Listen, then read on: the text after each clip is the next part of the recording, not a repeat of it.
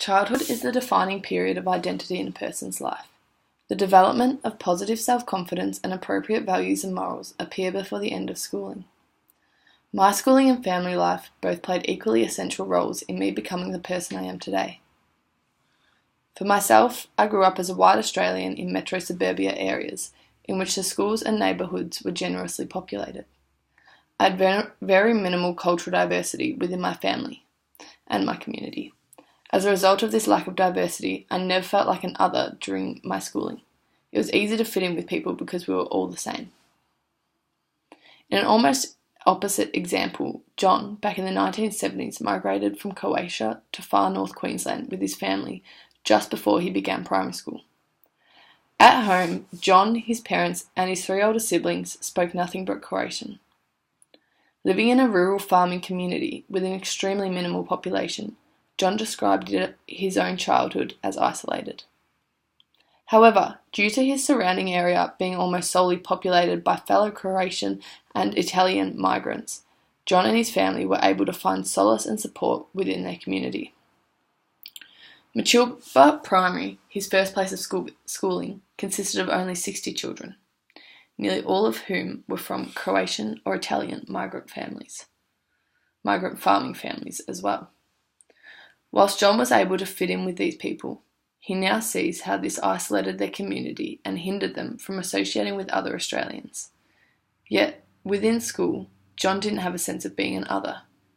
He now believes that this positively formed his identity, as he could easily relate to all his pupils. If children feel like an other at their place of education, it significantly decreases their desire to attend school, let alone actively invest in their learning. It can almost be considered a teacher's foremost responsibility to impede their students from having to feel this way. For a student to be encouraged to do well in school, their core values must list education as a priority. Over all his years of schooling, John still remembers his primary school headmaster as being a welcoming, father-like figure to all students. His inability to speak any English before he began his primary school was, surprisingly, not a huge issue when school began. Many other first-generation immigrant children were in the same situation as him, so the teachers had learned to adapt their education to assist them. He believed that it was this feeling of being welcomed and understood that encouraged the students to associate positive feelings with their education. For me, I don't have a standout teacher that I can say shaped my identity, and I believe a reason for this at our school was that our school had a larger number of students, which didn't allow for very much time to create strong relationships with our teachers. John attributes his parents' extreme work ethic to their difficult background, in which they migrated from a country or more. It is common for parents who have experienced such hardships to apply well-meaning yet intense pressure on their children when it comes to education, with the sole intention of wanting them to have a better life and better opportunities than they did. As John said, everything they worked for was for us. But not only did the parents work hard at their farm, like most kids in his area, they were required to help out as much as possible. We would wake up at 5 a.m, work, go to school, get home, and work again. School was our break, John said. Apart from church on Sundays, for those children who lived in rural areas near John, school was their only real chance to be sociable with other kids, thus providing much more motivation to attend. During my schooling, going home was my favourite part of the day. It wasn't that I had an issue with school, it was more the fact that when I got home, I could watch TV, still socialise with friends, and most importantly, relax. This was not the case for John, nor was it the case for numerous children who grew and still do grow up in working class families supporting themselves and living majorly off their own land. School for me was where I had to put the most effort in, and therefore, like most children who give up living in similar areas and living similar lives as me, I developed a distaste for physically going to school and for my education. John's 3 older siblings began attending a boarding school in Cairns when they were 7. However, John, being the most helpful on the farm, was kept at home to continue to help his parents out with work until he was 15. Whilst he attended a high school near his home, he believes that the actual education he eventually received at the boarding school he went to was far better than any other he had gotten before. Due to only going there for his last 2 years of schooling, he feels as if his education opportunities were somewhat restricted. Even with the best intentions, other things, like helping out with the family, can often take priority over education. I grew up in a family in which neither parents had post-high school studies.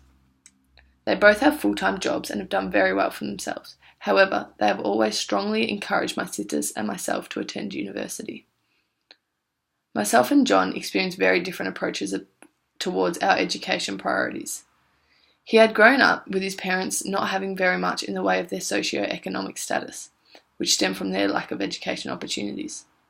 Therefore, he had the provocation to get the most out of his opportunities so he could create a better life than the one he had grown up in.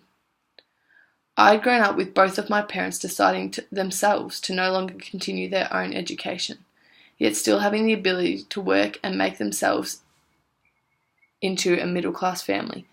Owning 2 houses, having regular overseas holidays, we were all living very comfortable.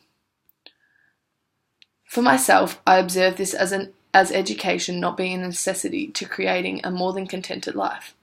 And for quite some time, I did not have any motivation to pursue my education beyond my VCE studies. It was a teacher in my final year of high school that genuinely encouraged me to apply for tertiary studies. He told me that, for now, whilst I wasn't sure what to do, it would be most beneficial to apply for a broad course that would allow me to eventually swap into a course that I was passionate about. He implored that trying to get full-time work straight out of Year 12 would limit my opportunities later in life due to the majority of competing job applicants having some sort of degree. If it wasn't for the numerous conversations I had with this teacher over the course of my final year of high school, I would never have applied to university. And in hindsight, I definitely would have regretted that. I believe that it was due to a strong relationship that I built with this teacher that enabled me to continue my studies and ultimately keep my options open for different opportunities throughout my life. I had not truly acknowledged this and the role this teacher has played in my life until I undertook the interview with John. No matter how culturally diverse you are, I believe that all children need a certain person in their family or in their school to have a large influence on their decisions regarding their path of education. For John, it was his parents and their work ethic that proved to him the importance of a good education. For me, it was a teacher who took the time to take individual interest in me and my future. Every child is entitled to an opportunistic and welcoming education. It is a necessity for them to be able to form a positive identity and associate positive feelings towards bettering themselves and striving for greatness. All students must feel comfortable and content in their place of learning. They must be treated with respect and treated equally. As teachers, we will have a responsibility to positively shape the identity of our students. We will play a significant role in developing their key morals and values which will set the foundation for a successful and happy life. Whether they are diverse or not, we have an obligation to support them and their learning. First and foremost, we must create a safe learning environment. Furthering that will be to keep them interested in their studies by allowing them to envisage the endless opportunities they are entitled to.